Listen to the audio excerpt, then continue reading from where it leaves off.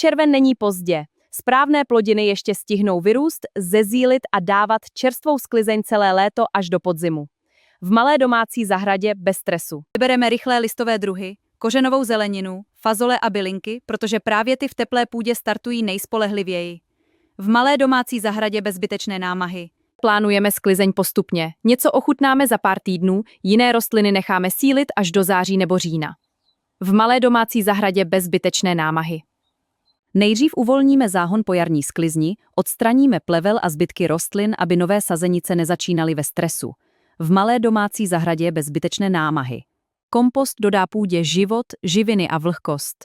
V červnu je to základ, protože teplo dokáže záhon rychle vysušit. V malé domácí zahradě bez stresu. Povrch jen lehce nakypříme, neobracíme hluboko.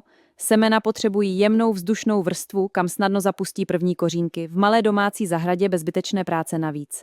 Řádky označíme provázkem, aby se později dalo snadno poznat, kde roste zelenina a kde začíná plevel. V malé domácí zahradě bez zbytečné práce navíc.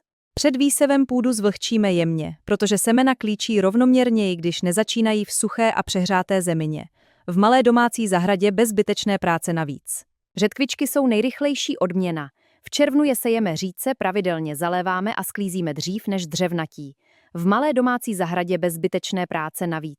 Salát v létě chráníme polostínem, protože přílišné horko ho nutí vybíhat do květu místo tvoření šťavnatých listů. V malé domácí zahradě bez zbytečné námahy.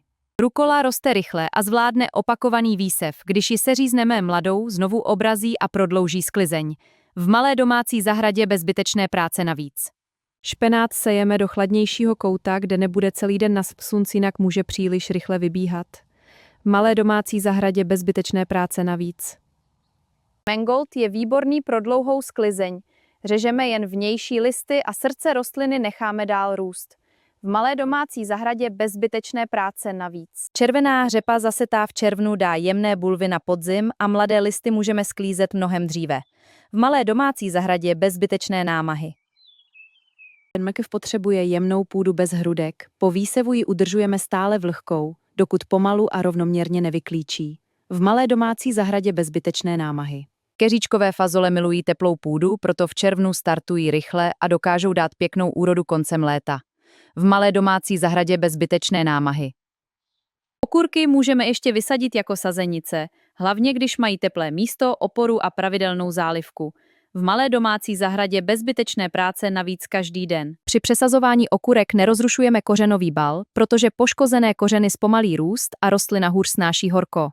V malé domácí zahradě bez zbytečné práce navíc. Koper a koriander sejeme po menších dávkách, aby bylinky nedozrály najednou a čerstvé listy byly dostupné déle. V malé domácí zahradě bez zbytečné námahy. Jarní cibulka nezabere moc místa, roste vzpřímeně a hodí se mezi řádky, kde vyplní prázdný prostor. V malé domácí zahradě bez zbytečné práce navíc. Semena zakryjeme jen tenkou vrstvou kompostu. Příliš hluboký výsev bývá v létě častou příčinou špatného klíčení. V malé domácí zahradě bez zbytečné práce navíc. Mulč pomůže udržet vlhkost, ochladí půdu a omezí plevel, ale řádky se semeny necháme volně dýchat. V malé domácí zahradě bez zbytečné práce navíc. Jemná síť ochrání mladé listy před škůdci, ptáky a prudkým sluncem, dokud rostliny nezískají dost síly.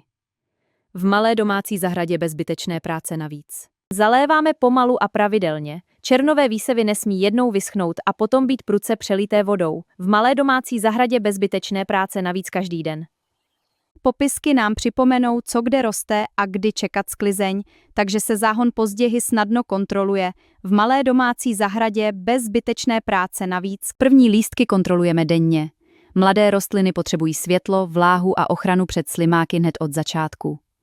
V malé domácí zahradě bez zbytečné práce navíc příliš husté výsevy potrháme, protože každá rostlina potřebuje prostor, jinak zůstane slabá, malá a náchylná k chorobám. V malé domácí zahradě bez zbytečné námahy. Rychlé plodiny dají první úrodu brzy. Řetkvičky, rukola, salát a bylinky zaplní kuchyň už během léta. V malé domácí zahradě bez zbytečné práce navíc. Silnější rostliny necháme dozrát déle. Řepa, mangold, mrkev, fazole a okurky prodlouží sklizeň až k podzimu. V malé domácí zahradě bez zbytečné práce navíc. Když v červnu zasejete chytře, prázdný záhon se změní v dlouhou sklizeň, která nekončí po prvních letních týdnech. v malé domácí zahradě bez stresu.